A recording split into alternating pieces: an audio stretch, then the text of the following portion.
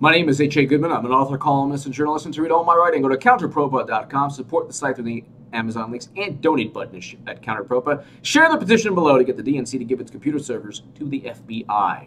Boycott United. Twitter users outraged after man forcibly removed from flight. Twitter is not happy with United Airlines after a video of a passenger being forcibly dragged from an overbooked flight was shared Sunday. Twitter users were quick to share hashtags like, quote, a hashtag boycott United and hashtag don't fly United. Some of these users claim to be years-long customers, with one frequent flyer suggesting he would, quote, pay more to avoid your planes. And then you get different, this is a Fortune article. Hey, United, I fly 5 to 6 times a year. After what you allowed to happen on your flight, I will pay more to avoid your planes. And there's some creative tweets today regarding the notion that re-accommodated. So that's the euphemism. I'll read you the United CEO Oscar Munoza's response to the incident. This is an upsetting event to all of us here at United. I apologize for having to re-accommodate these customers. Our team is moving with a sense of urgency to work with the authorities and conduct our own detailed review of what happened. We're also reaching out to this passenger to talk directly to him and further address and resolve the situation.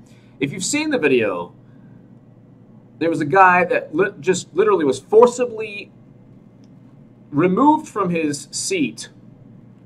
He had a bunch of big security guards. They took the guy, and he wasn't leaving. He was not leaving his seat. And you know what? What took place was they arbitrarily, through a computer program, picked people from a booked plane, overbooked, oversold plane. A couple of the people they picked before this gentleman left voluntarily, they left on their own. They were forced to leave, essentially, but they left on their own. United then said, oh, we'll compensate you, but you have to leave if we pick you. This guy did not want to move.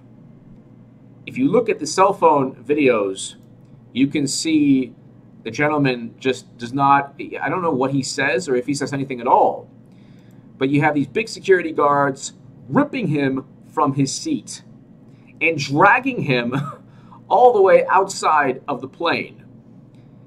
This is the type of world that we live in now. I hope this man gets millions and millions in a settlement from United, because United is the epitome, just based on what took place right here. United is the epitome of an organization or a company that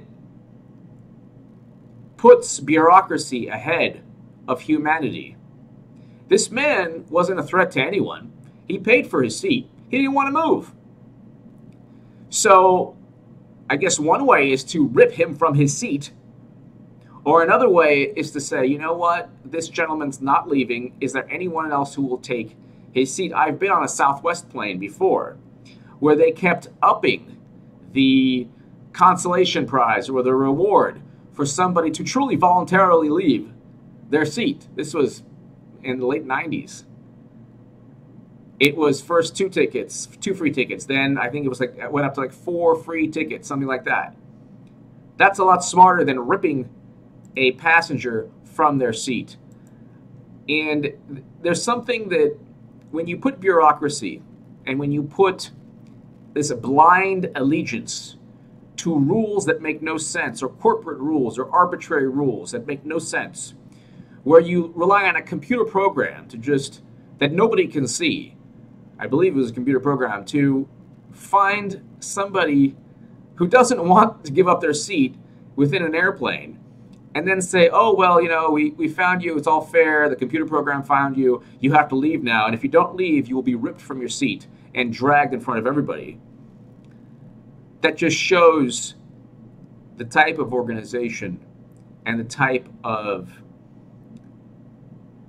business that's being operated. It's something. It's a business that puts blind allegiance to arbitrary rules ahead of humanity, and that's unfortunately most businesses today.